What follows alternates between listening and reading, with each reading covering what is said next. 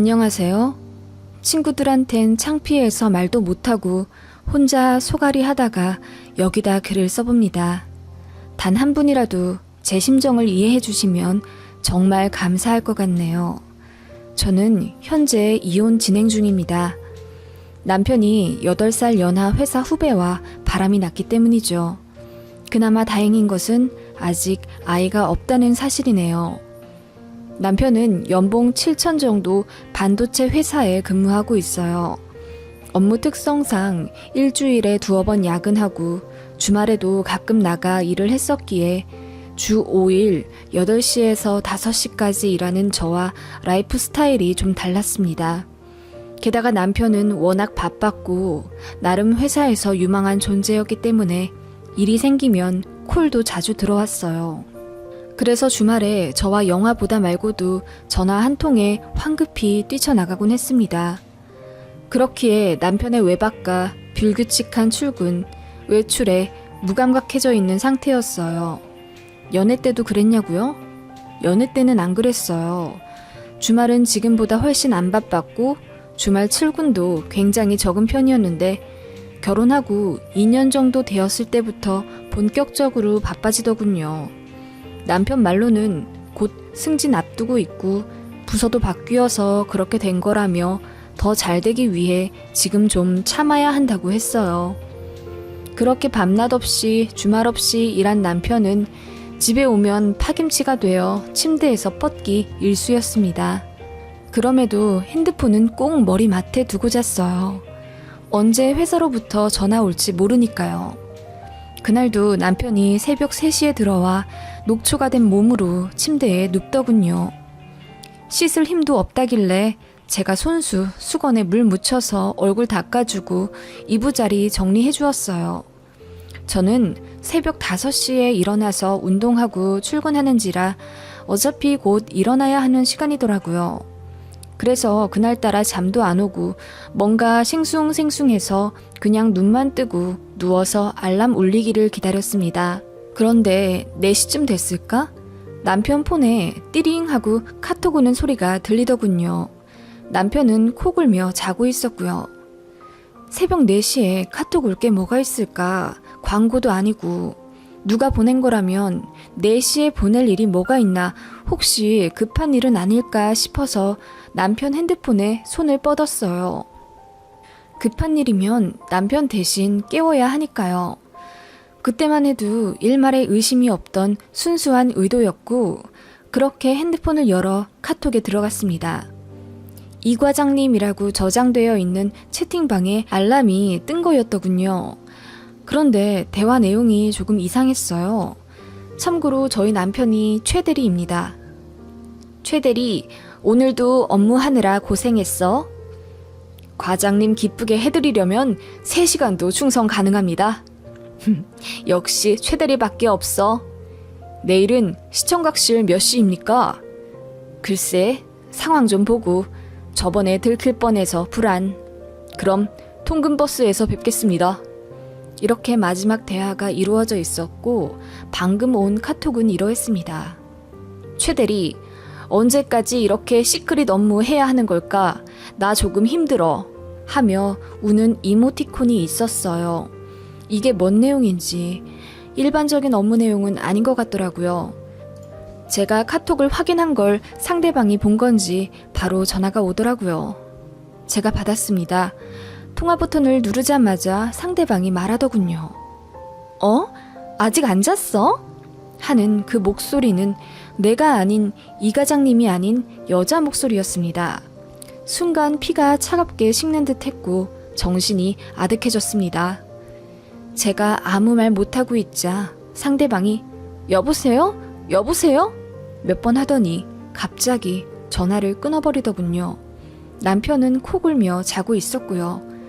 너무 황당하고 이게 뭔 일인가 싶어서 잠깐 멍 때리다가 남편 폰 들고 거실로 나왔습니다. 그리고 대화 내용을 찬찬히 보기 시작했어요. 계속 대화를 지웠는지 제일 오래된 대화가 겨우 3일 전이더군요. 서로 시청각실로 와. 통근버스 같이 타자. 오늘 즐거웠어. 고마워. 내일 확인해봐. 이런 내용을 주고받았는데 하트 이모티콘이 엄청 많더라고요. 다른 사람들이나 저한테도 무뚝뚝해서 이모티콘은 정말 잘 안 쓰는 사람인데 말이에요. 이상해서 다른 사람과의 대화 다 둘러보니 역시 이 과장이라는 사람에게만 살갑게 하트 붙여가며 대화하고 있더라고요. 게다가 더 이상한 점은 저희 남편은 통근버스를 타지 않습니다. 자차를 타거든요. 그런데 대화에서 계속 통근버스라는 단어가 나오니 이게 뭔가 싶더군요. 여자 목소리인 것도 의심스럽고 바람을 생각하지 않을 수 없었습니다. 그때 남편이 침대에서 부스럭거리는 소리가 나더니 급하게 거실로 나오더군요. 그러더니 제 손에 본인 핸드폰이 있는 걸 보고 화가 난 듯 쿵쿵 걸어와 핸드폰을 낚아채가며 한 소리 하더군요. 당신 뭐야? 왜 핸드폰을 맘대로 가져가? 아니, 새벽 4시에 전화가 오길래. 아니, 그 전화를 왜 당신이 받아? 급한 일이면 어쩌려고? 흥분해가며 그 새벽에 큰 소리로 화를 내더군요. 너무 황당했습니다. 이렇게까지 이성을 잃어가며 화낸 적이 한 번도 없었거든요. 이 과장이라는 사람 언제부터 여자였어? 성남 사는 아이 셋 있는 남자였잖아. 그 과장님 딴 부서 간 지가 언젠데 다른 과장님으로 바뀌었어. 과장님이랑 많이 친해 보인다? 뭐? 아니, 진짜 해도 너무하네. 그래서 지금 나 의심하는 거야? 핸드폰까지 뒤져가면서? 당신 진짜 소름 끼친다. 하더니 갑자기 옷을 막 주워 입더니 뛰쳐나가는 겁니다. 한 손엔 핸드폰 꼭 쥔 채 도망가듯이 말이죠. 제가 황당해서 다시 전화를 거니 바로 거부를 눌러버리더군요. 그렇게 동이 텄고 받지 않는 남편에게 계속 전화를 걸며 울고 말았습니다. 너무 큰 충격이라 출근할 엄두도 안 나더군요. 그래서 회사에 휴가를 냈습니다. 주말 전까지 3일 쉰다고 했고 마침 마감도 끝나고 바쁘지 않은 상황이라 승인이 났습니다. 아무리 생각해도 남편이 바람이 맞는 것 같았어요. 반응도 그렇고요. 침대에 누워 무기력하게 울다가 벌떡 일어나 남편의 서재를 뒤졌습니다. 노트북부터 열어봤는데 비밀번호가 잠겨 있더군요. 그 어떤 조합도 맞지 않아 노트북은 포기해버리고 서랍을 샅샅이 뒤졌습니다. 대부분이 영수증 쪼가리였고 업무에서 쓰던 서류와 관련 책들이 많았어요. 워낙 정리를 잘 안 하는 인간이라 거의 3년 전부터 온갖 종이들을 쌓아왔더군요. 그렇게 서랍 5개를 뒤졌는데도 아무 증거가 안 나오자 그제야 제가 괜히 의심하는 건가 생각이 들더군요. 정말 바람을 피운다면 이렇게 뒤졌는데 하나라도 나오지 않을까 싶었거든요. 그렇게 남편 서재 한쪽 벽에 주저앉아 울고 있는데 책장 바닥에 뭔가 보이더군요. 뭔가 해서 기어들어가 그걸 꺼내보았습니다. 그리고 저는 경악할 수밖에 없었죠. 자그마한 편지였습니다. 분홍빛 하트가 가득한 레이스로 장식된 편지 겉면에 내 사랑에게 라고 써져 있었습니다. 저는 처음에 제가 연애 때 준 편지였나 잠시 착각할 정도였어요. 덜덜 떨리는 손으로 봉투를 열어보니 뭔가 툭 하고 떨어지더군요. 스티커 사진이었습니다.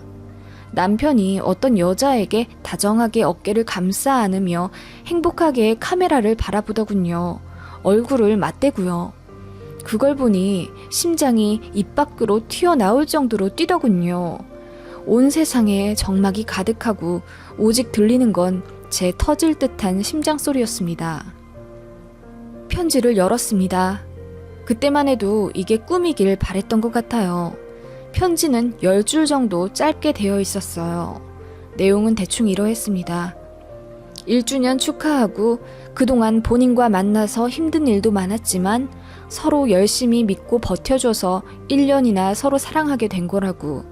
앞으로도 시련이 많겠지만 잘 이겨내서 10주년, 20주년까지 함께 하자며 사랑한다는 내용이었습니다. 기나긴 악몽이길 바랬던 것 같습니다. 그게 오전 11시였고 저는 새벽 4시부터 극 긴장 상태였던지라 그 편지 다 보자마자 온몸에 힘이 쭉 빠지고 정말 죽을 것 같더라고요. 정신을 잃을 것 같은 느낌에 급히 친정엄마에게 전화를 걸어 나 좀 살려달라고 흐느꼈습니다. 놀란 엄마가 친정아버지 불러 한 걸음에 집에 오셨고 자초지종을 모두 듣고 격하게 분노하셨습니다. 친정아버지가 너무 화가 나셔서 바로 최서방한테 전화를 건다는 걸 엄마가 급하게 말리시더군요. 감정적으로 나가서 좋을 것 하나 없다고. 일단 이 편지 가지고 친정에 가서 쉬자고 하셨어요. 제가 학생 때부터 지냈던 이 방에 누워있으니 눈물이 더 나더라고요. 남편과의 연애 흔적이 가득하거든요. 남편이 남친이었던 시절 저에게 기념일 때마다 주었던 꽃다발 말린 것들이 벽에 걸려 있고 사진도 있거든요. 그걸 보니 더 서러워졌습니다. 남편이 무뚝뚝하긴 해도 저희 정말 애틋하게 사랑했습니다. 연애도 짧게 한 편이 아니에요. 무려 6년이나 연애했고 거의 매일 만나다시피 하며 사랑을 키웠어요. 남편이 좀 더 자리 잡아서 저 좋은 집에서 살게 해주고 싶다며 기반 마련한다고 결혼을 미뤘고 집 해결되자마자 저에게 크게 프로포즈해서 모두의 부러움 받으며 이 결혼한 거였어요. 양가로부터 축복받아 결혼해서 지금 3년째인데 그런 사람이 바람이 났다고요? 말도 안 됐습니다. 친정 부모님이 저희 친정 오빠한테까지 콜해서 온 가족이 집합했습니다. 오빠도 최서방 그렇게 안 봤는데 어떻게 결혼하자마자 바람이냐며 미쳤다고 분노하고 날뛰더라고요. 그리고 엄마 말씀대로 남편에게 문자 보냈습니다. 지금 생각하니 일 때문에 바빴던 사람인데 의심한 거 미안하다고 보냈어요. 그랬더니 통 전화 안 받던 남편으로부터 바로 전화가 왔습니다. 그 목소리 역겨워서 받기도 싫었지만 엄마가 아무 일 없는 것처럼 받으라고 퇴근하셔서 일단 받았습니다. 여보세요? 여보, 아침에 화내서 미안해. 안 그래도 바쁜데 당신까지 의심하니까 나도 모르게 화낸 거야. 정말 미안해. 아니야, 내가 더 미안해. 의심 다 풀린 거지? 내가 어떻게 바람을 피우겠어. 당신 알잖아. 알지. 6년 사귀면서 나밖에 몰랐던 당신인데. 그 말을 하니 눈물이 차올라서 말을 잇지 못하겠더라고요. 남편에게 업무 들어와서 끊어야 한다고 급하게 통화를 마무리하고 엉엉 울었습니다. 친정 가족들이 모두 저를 달래며 저는 잘못 없다고 그놈이 나쁜 거라며 같이 화내주셨어요. 지금 생각하면 진짜 친정 덕분에 제가 살 수 있었던 것 같습니다. 오빠가 말했어요. 빨리 증거 잡자고. 저도 그 생각에 동의했고 친정 부모님도 도와주신다고 했습니다. 일단 저는 아무렇지 않게 집에 가서 남편 대하라고 등 떠밀어 보내셨고 오빠가 알아서 다 한다고 하더군요. 그렇게 저는 집에 왔고 남편이 저녁 8시쯤 집에 들어오더라고요. 제 눈치부터 한번 쓱 살피더니 한 번 더 미안하다고 하길래 저도 같이 사과했습니다. 그리고 아무렇지 않게 같이 밥 먹고 그날 조용히 잤어요. 그리고 저는 출근하는 척 하면서 다음날 어김없이 새벽 6시에 집에서 나왔습니다. 그리고 친정으로 갔어요. 오빠가 저랑 같이 남편 뒤를 밟자고 하더군요. 그래서 오빠 차 타고 다시 신혼집 지하 주차장에 가서 남편 출근하기만을 기다렸습니다. 남편이 7시 반쯤 차 끌러 내려왔고 차에 타더군요. 그러더니 한참을 통화하며 웃더니 이윽고 시동 걸어 출발하길래 오빠와 뒤를 밟았습니다. 남편이 회사로 안 들어가고 근처 공원으로 향하더군요. 거기 공중 화장실 옆에 딱 붙어서 누군가를 기다리는 듯 하더니 이내 손을 흔들더라고요. 시선을 따라가 보고 저는 경악할 수밖에 없었습니다. 그 스티커 사진의 여자였습니다. 둘이 사방을 돌며 조심스럽게 다가가더니 이내에 서로를 껴안더군요. 그리고 입을 맞추는 걸 보고 저는 입을 틀어 막으며 오열했습니다. 오빠가 그 장면을 모두 동영상 녹화했어요. 그리고 클라우드에 전송하는 것까지 잊지 않더니 오빠가 벼랑간 문을 박차고 나가 남편에게 달려가더군요. 그러더니 남편 멱살을 잡아 얼굴에 주먹을 내리 꽂았습니다. 그 상간녀는 놀라서 소리를 지르고 저도 문을 열고 나왔어요. 남편이 저와 오빠를 보고 사색이 되어 벌벌 떨더라고요. 그 사이 상간녀가 도망가려고 하길래 제가 그 여자를 잡았습니다. 자기는 모르는 사람이라고 왜 이러냐고 뻔뻔스럽게 대꾸하길래 제가 당신이 쓴 편지랑 스티커 사진도 다 보고 방금 키스한 것도 다 봐서 카메라로 찍었다고 하니 얼굴이 하얗게 질리더군요. 어느새 남편은 무릎을 꿇고 있고 상간녀는 고개를 숙이며 서 있었습니다. 지나가던 사람이 힐끗힐끗 보자 못 견디겠던 남편이 집에 가서 이야기하자고 하더군요. 일단 저희도 그래야 할 것 같아 서둘러 일어났습니다. 정신없는 사이 상간녀는 도망가고 안 보이더군요. 집으로 와서 저희 친정 부모님까지 합세해 남편을 닥달하고 자초지종을 물었습니다. 남편 말로는 사귄 지 한 달도 안 되었다고 하더군요. 이제 정리할 생각이었다고 거짓말 하길래 제가 편지를 던졌습니다. 여기 1주년 기념이라고 써있어. 이 편지가 1년 전이니 둘이 2년은 만났다는 건데 어디서 한 달이라고 거짓말을 해? 그랬더니 아무 말도 못하더군요. 그리고 모든 것을 털어놨어요. 회사 계약직 여사원이었고 8살 연하랍니다. 회식에서 친해졌고 그렇게 사귀게 된 거라며 카톡 나눌 때 저한테 걸릴까봐 은하워 주고받았었대요. 시청각실은 모텔이었고 통근버스는 남편 자동차였다며 그때 저희는 증거를 위해 모든 것을 몰래 녹화하고 있었고 남편은 자기 입으로 성관계까지 했다고 밝혔습니다. 상황은 허무하게도 그렇게 쉽게 끝났습니다. 저는 남편이랑 더 살 생각이 없었고 그건 친정 부모님도 마찬가지였어요. 이렇게 된 거 하루라도 빨리 이혼시키고 싶어 하셨죠. 위자료며 재산 분할에 대해서는 변호사 선임해서 진행할 테니 그리 알아두라고 하니 남편이 엉엉 울며 빌더군요.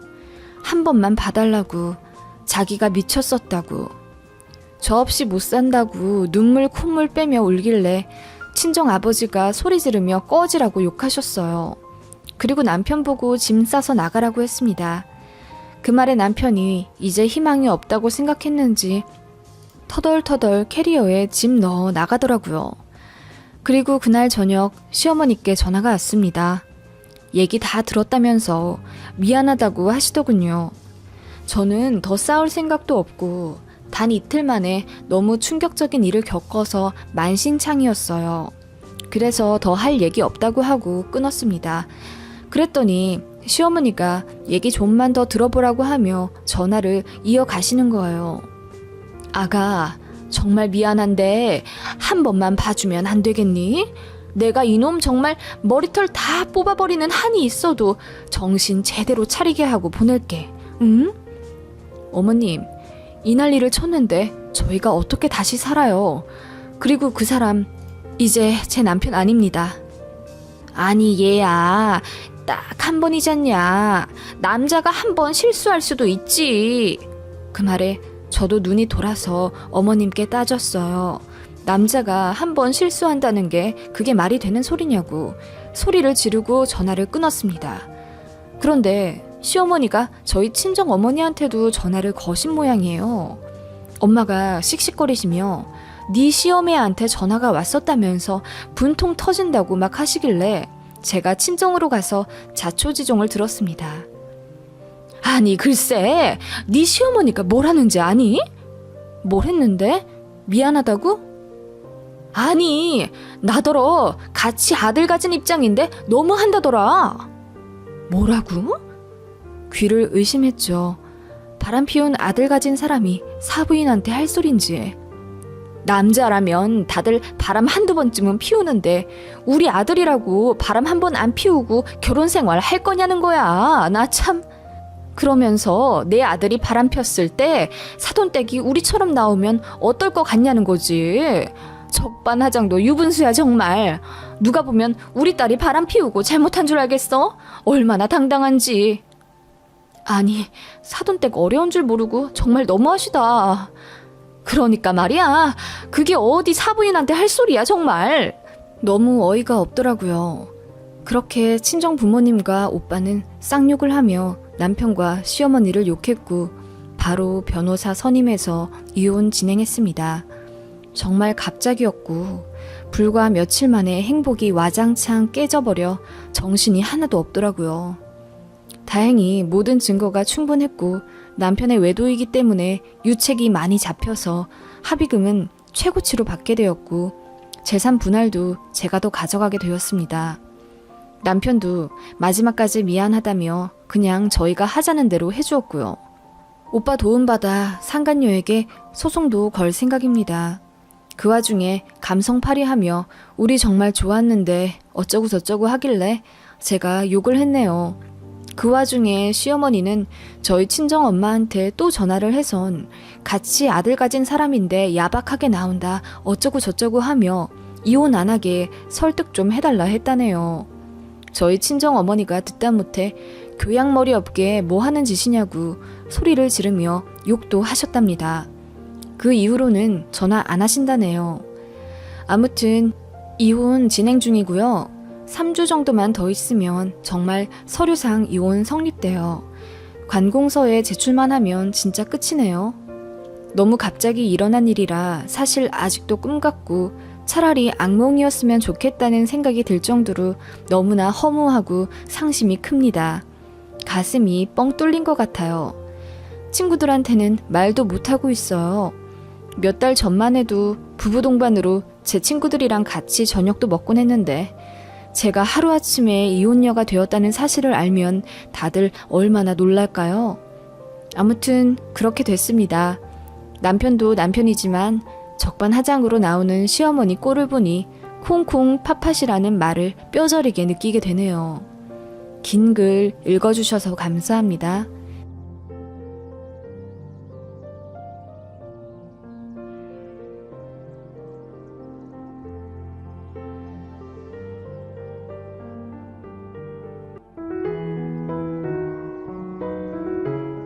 안녕하세요.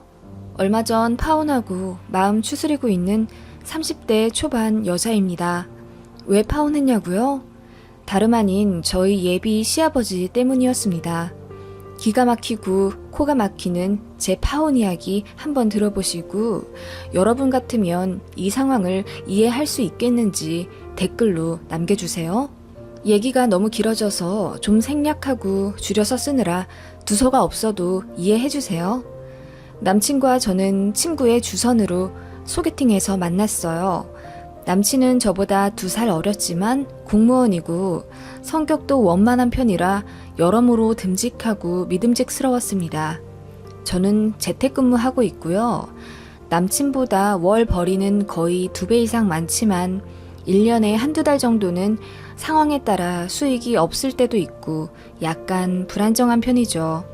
그래도 남친보다 벌어놓은 돈이 많았고 자차도 있고 20평대 초반 빌라도 매입한 상태입니다.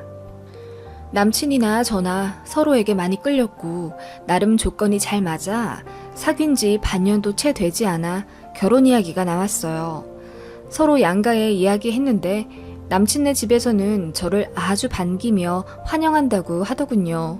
반면 저희 집에서는 남친을 반대했었습니다. 사귄 지 얼마 되지도 않았고 무엇보다 남친이 일한 지 그래도 꽤 되었는데 모아놓은 돈이 너무 없다고 잘 알아보라고 하시는 겁니다. 그리고 남자 쪽 재산이 너무 없는 것 같은데 우리랑 비교해서 많이 기운다고 하셨어요. 네 인생이 걸린 중요한 일인데 어떻게 그리 번갯불에 콩 구워 먹듯이 일을 진행하려 들어. 엄마, 괜찮은 사람이야. 한번 만나보기라도 해, 응? 글쎄, 조금 더 만나보고 데려오래도 반년도 안 됐어. 적어도 사계절은 겪어보고 결혼하든 말든 해야지. 그래, 네 엄마 말이 맞다. 그리고 니들이 좋다고 그냥 결혼하면 안 돼. 그 집 부모님도 잘 알아봐야지. 그 남자 어머니는 안 계시고 아버지만 계셔. 안 그래도 찾아뵈려고는 했고. 왜? 돌아가신 거야? 아니, 이혼하셨대. 남편 20살 되면서. 그 말에 부모님께서 서로 의아하게 바라보시더니 혹시 남친이 외동이냐고 물으시더군요. 그렇다고 하니 어머니가 말씀하셨어요. 아무래도 네 남친 성인 될 때까지 기다렸나 보다. 엄마, 뭘? 이혼 말이야. 서로 두 분이 많이 안 맞으셨나 봐. 엄마는 가정 환경도 참 중요하게 본다. 남자는 본디 자기 아버지 영향을 많이 받거든. 엄마의 말씀에 저도 생각이 많아졌었죠. 남친이 말하기를 본인이 20살 되면서 대학교 때문에 독립하자마자 본인 어머니께서 기다렸다는 듯이 집을 나가셨다고 했어요.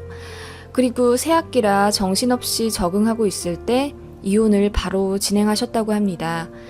그리고 베트남에 있는 작은 이모에게 가셔서 거기서 정착하고 사신다고 하더라고요. 한국에 다신 돌아오지 않을 거라고 하며 남친과도 반년에 한두 번 전화할 뿐 이렇다 할 왕래도 없이 산다고. 조심스레 이혼하신 이유를 물으니 원래 성격 차이 때문에 자주 다투셨다고 하더라고요. 그리고 더 이야기하려 하지 않기에 저도 그쯤만 알고 있었죠. 남친 아버지는 지방에서 홀로 살고 계시고 그리 넉넉하지 않았던 건 분명했어요. 남친이 이따금씩 아버지한테 20, 30만 원씩 보내드렸었거든요. 그땐 그냥 남친이 워낙 마음이 여리고 착해서 홀아버지 잘 챙겨드리려나 보다 생각했던 것 같아요. 그래서 그때 물었죠. 결혼하게 되면 홀아버지 모실 생각이 있냐고. 그랬더니 아버지부터가 본인이랑 살기 싫어하신다며 혼자 살고 싶어 하신다고 하더라고요. 그 말에 싫어할 여자가 어디 있겠어요. 그때 서로 분명히 이야기 나누며 결혼하게 되면 합가는 절대 안 하는 걸로 결론이 났었습니다. 아무튼 저희는 그렇게 결혼을 전제로 미래에 대한 계획을 꿈꾸며 그렇게 교제하고 있었습니다. 하지만 예상과 다르게 저희 집에서 반대를 하니 남친도 애 같아 더 노력하더군요. 저희 집에 자주 인사 오고 도와드려야 할 일이 생기면 개인적인 사정도 마다하고 저희 부모님께 달려와 일을 도와드리곤 했습니다. 처음엔 그저 점수 따려고 액션 취하나 보다 생각하셨던 저희 부모님은 색안경을 이내 벗으시곤 싹싹하고 착한 남친에게 마음을 여셨어요.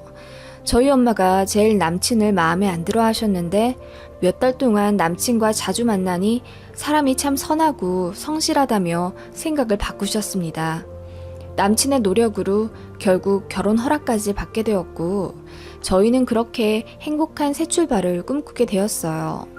남친 발령 문제도 있고 내년 가을쯤이 결혼식 올리기 딱 좋을 것 같아 대략 일정을 정했죠. 그 전에 저는 남친 아버지를 한 번도 뵙지 못했기 때문에 인사드리러 갈 채비를 했습니다. 떠나기 전에 엄마가 신신당부 하시더군요. 어떻게 지내시는지 아주 잘 봐야 해. 혼자 사신다고 밥도 잘 안 챙겨 드시고 집도 난장판으로 하고 사는 남자들이 얼마나 많은지 아니? 그런 사람들은 결국 자식들 손 가게 돼 있어. 여자들은 혼자서도 건강 잘 챙기면서 정갈하게 잘 살아. 엄마, 무슨 말씀인지 잘 알겠어요. 어찌 보면 홀 시어머니보다 더 무서운 게 홀 시아버지다. 엄마 말 명심해. 엄마 다녀올게요. 예의 바르게 행동하되 1부터 10까지 잘 살펴보고 오라는 엄마의 말씀을 기억하고 그렇게 남친과 지방으로 떠났습니다. 남친 아버지 집은 시내에서도 멀리 떨어져 있는 시골 동네 허름한 아파트더군요. 집에 들어가니 남친 아버지, 편의상 예비 시부라고 적겠습니다. 예비 시부께서는 문을 열어주시며 환하게 웃으시는데 솔직히 처음에 너무 놀랐습니다. 남친도 외모로는 빠지지 않습니다만 예비 시부는 남친 인물의 10배는 넘게 훤칠 하시더군요. 진짜 중년 연예인이 문 열어주시는 줄 알았습니다. 너무 잘생기셔서 놀랐고, 두 번째는 집 내부가 너무 깨끗해서 놀랐습니다. 남자 혼자 사는 집에 큰 기대는 없었는데 어딜 봐도 먼지 한 톨 안 떨어져 있고 싱크대는 반짝반짝, 소파도 얼마나 윤희나게 관리하셨는지 연식은 되었지만 가죽은 새 것 같더군요.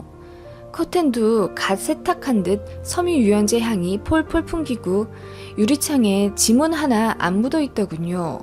그냥 집이 너무나 깔끔했습니다.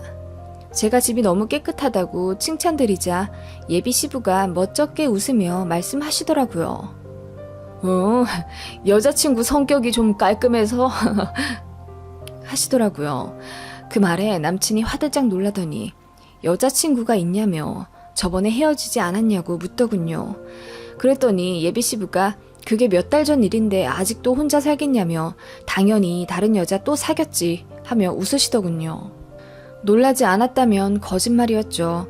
제가 어색하게 웃자 남친도 분위기를 파악했는지 이혼하고 한동안 혼자 사시다가 작년부터 여자친구를 사귀셨다고 말까지 더듬으며 설명하더군요. 그 말에 예비 시부가 버럭 화를 내시며 결혼할 사람이면 그런 걸로 속이면 안 된다 하시더니 사실 이혼하고 여자친구는 계속 있었고 앞으로도 결혼 안 하고 계속 연애하고 동거하며 사시겠다 하시더라고요. 너무 쿨내 나는 말씀에 제가 다 당황했고 남친도 얼굴이 빨개지더군요. 예비 시부께서 하시는 말씀은 이러했습니다. 본인은 계속 이렇게 연애하며 살 거고 다시는 결혼 같은 걸로 구속받지 않을 거다. 본디 답답한 걸 싫어하기에 나이 많이 먹어서 병들어 산다고 하더라도 우리랑은 절대 합가할 생각 없고 따로 살 거다. 그냥 이렇게 자유롭게 사는 게 편하다. 아들한테 해줄 돈도 별로 없으니 서로 신경 쓰지 말고 지내자 하시더군요. 저는 그냥 네 소리밖에 나오지 않더라고요. 남친이 서둘러 일어나자고 퇴근하더라고요. 그렇게 1시간 정도 예비 시부 댁에서 시간을 보낸 후 나왔습니다. 남친에게 물었습니다. 이혼 사유를 제대로 알고 싶다고. 말하기 껄끄러울 순 있지만 우리 결혼까지 할 사이인데 나도 제대로는 알아야 하지 않겠냐고 하니 남친이 운전대를 잡으며 한숨을 푹 쉬고 말하더군요. 사실 예비 시부가 결혼 생활 내내 바람을 피우셨다고 하더라고요. 본인이 태어나고부터 아버지가 매일 술집 드나들며 술집 여자들과 불륜 관계를 유지하셨대요. 그래서 동네에서 말도 많았고 어머니가 상처를 정말 많이 받으셨다고 해요. 그러다 남친 아주 어릴 적에 예비 시부가 부산에 일을 하러 내려갔고 거기서 살림을 차렸다고 하네요. 그 이야기를 다른 사람 통해 들으신 남친 어머님은 크게 상심하셨고 남편 죽었다고 생각하며 아들만 키우며 사셨대요. 그리고 3년 후 상간녀가 혼자 남친네 집에 찾아와서 여기서 살겠다며 어머니를 내쫓으려고 한 적이 있었다네요. 그때 어머니가 상간녀와 머리끄댕이 붙잡고 싸웠고 그걸 당시 7살이었던 남편이 목격해서 충격을 받았었다고 해요. 그리고 며칠 뒤 남친 아버지가 다 정리했다며 돌아오셨지만 더는 못 참겠던 어머니가 짐을 싸서 떠나려 하자 어렸던 남편이 엉엉 울며 자기 버리고 떠나지 말라고 어머니 치맛자락을 잡고 오열했답니다. 그 모습에 마음이 약해진 어머니는 아들 학교만 들어가면, 중학교만 졸업하면, 고등학교 수능만 보면 이런 식으로 하루, 일주일, 한 달을 참고 참으시다가 결국 떠나신 거였답니다. 그 와중에 예비 시부는 가슴앓이 하는 어머님을 아랑곳하지 않은 채 대놓고 바람을 피우며 술집 다니고 재산 탕진하며 망나니처럼 사셨고요. 남친이 그 이야기를 하며 펑펑 울었고 감정 컨트롤이 되지 않는지 휴게소에 차를 대고 한참을 흐느끼더군요. 그러면서 본인은 절대 아버지처럼 살지 않겠다고 다짐했대요. 저에게 안 좋은 꼴 보여 너무 미안한데 한 번만 자기를 믿어줄 수 없냐면서 제 손을 붙잡고 빌더군요. 본인은 아버지와는 정반대로 살아갈 것이며 언제나 가정이 최우선이고 저만을 위해 살 거라고 약속했습니다. 그렇게 저는 집에 도착했고 궁금해하시는 부모님께 모든 사실을 털어놓았더니 예상대로 다시 반대하기 시작하셨습니다. 남친도 그럴 거라 생각했는지 눈물 콧물 다 쏟으며 본인은 그런 아버지의 모습을 경멸하고 무슨 일이 있어도 그렇게 살지 않겠다며 저희 친정 부모님께 빌더군요. 그렇게 일주일 정도를 설득했고 결국 친정 부모님도 두 손 두 발 드셨습니다. 저도 당시에는 남친을 너무 믿었기에 같이 부모님을 설득했었던 것 같아요. 사귀면서 바람을 피운다거나 다른 여자한테 관심 가져 하는 끼를 한 번도 못 받고 회사 집 말고 다른 취미 생활도 없고 가끔 술은 하는 편이지만 담배도 안 피고요. 예비 시부와는 정반대 성격이고 취향이라 저도 남친을 철석같이 믿었죠. 아무튼 그렇게 해서 저희는 결혼을 준비하기 시작했어요. 진짜 말도 많고 탈도 많았 결혼 허락 과정이었죠. 솔직히 흠 하나 없는 상대방이 어딨나 생각했어요. 사실 저도 소화기에 타고난 질환이 있어서 건강이 별로 좋지 않은 편이고 평생 관리하며 살아야 하거든요. 그렇지만 남친이 그런 점을 전혀 개의치 않아 했고 오히려 본인이 더 관리해주겠다, 본인에게 맡기라고 듬직하게 말해준 덕분에 감동했거든요. 여튼 그렇게 결혼을 준비했고 예식장 알아보고 스드메 정보 틈틈이 구하며 행복한 고민을 하던 날들이었어요. 상견례 날짜도 잡혀서 거리와 시간도 서로에게 배려하며 신중히 정했죠. 대망의 상견례 날이 다가왔습니다. 상견례에서 결혼 날짜 확실히 픽스하고 그 다음 주부터 바로 예식장이랑 스드메 그리고 신혼여행 관련 예약들을 할 계획이었어요. 남친이 외동이고 게다가 서로 이혼하신 상태라 예비 시아버지만 참석하시는 거라 인원이 상당히 단촐했어요. 저희는 부모님 오셨고 결혼 아직 안 한 친오빠가 있긴 하지만 밸런스가 너무 안 맞아서 오빠는 나중에 따로 보기로 했어요. 그렇게 5명이 모여 어느 일식당에 자리를 잡았습니다. 저희 부모님과 예비 시부 모두 90도로 인사해가며 예의 바르게 첫 만남을 가졌고 대화도 매끄럽게 잘 진행되었어요. 예비 시부는 모든 것을 저에게 맞추겠다. 워낙 지원해줄 돈이 별로 없기 때문에 예물, 예단 이런 거 다 생략하고 둘이서 합리적으로 결혼했으면 좋겠다 하시더군요. 그러시면서 저에게 미안하기 때문에 신랑 쪽 축의금으로 들어오는 거 전부 저한테 주신다고 하더라고요. 그것 말고는 더 도와줄 돈이 없다고 미안하다고 하셨습니다. 친정 부모님은 어차피 서로 사정 다 알고 진행하는 거니 더 개의치 않으셔도 된다 말씀하셨고 그렇게 모든 것이 척척 진행되는 듯 했습니다. 그때 예비 시아버지가 약주 한 잔 가볍게 하지 않으시겠냐며 먼저 술을 권하시더군요.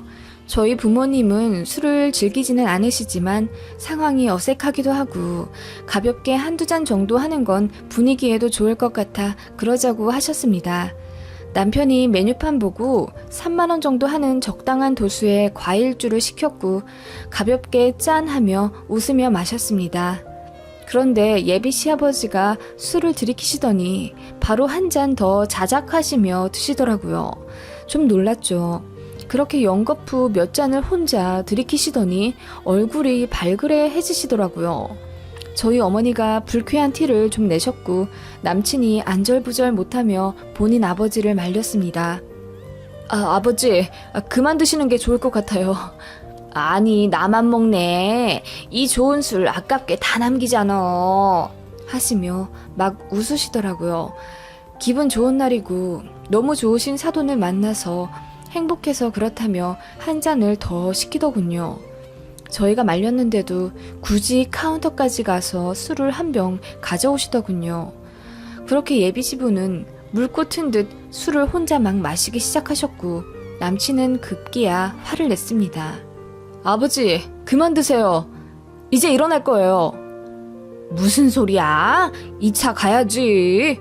하시는데 저희 아버지가 얼굴이 울그락불그락 해지셔선 헛기침을 하시고 예비 시아버지를 말리셨습니다. 2차라니요. 약주 그만하시고 일어나시죠. 많이 취하셨습니다. 아직 날도 밝은데. 알겠습니다. 제가 실례가 많았군요. 하며 예비 시부가 정신을 차리려고 하셨고 이미 기분이 상할 대로 상한 엄마가 화장실에 가신다며 자리에서 일어나셨습니다. 그때 예비 시부가 저희 엄마 손목을 탁 잡으시는 게 아니겠어요? 사부인, 어디 가세요? 어머. 엄마가 놀라셨고 아버지가 바로 말리셨습니다. 그랬더니 예비 시아버지가 잔뜩 꼬인 혀로 이러시는 거예요. 사부인, 내가 사실은 사부인 처음 봤을 때 너무 놀랐어요. 제 얼굴에서 티나지 않았습니까? 무슨 말씀인지 모르겠네요, 참. 혹시 30년 전에 부산에 있지 않으셨어요? 네? 30년 전이요? 그때면 우리 아들 키우면서 갓 딸 낳았을 텐데 부산을 갔을 리가요.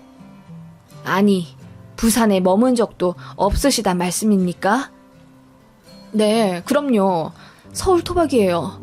그나저나 이제 일어나시는 게 좋을 것 같습니다. 하시며 어머니가 일어나시자 예비 시부가 막더군요. 그러더니 잔뜩 풀린 눈으로 취해서 어눌하게 하시는 말에 모두가 경악하고 말았습니다. 당신 희옥이 아니야? 네? 갑자기 나오는 반말에 모두가 놀라 입을 다물지 못했고 남편이 화를 내며 예비 시아버지를 급기야 잡아 끌기 시작했습니다. 그럼에도 계속 말씀하시더군요. 30년 전에 해운대 정마담 밑에서 일했던 희옥이 아니냐고.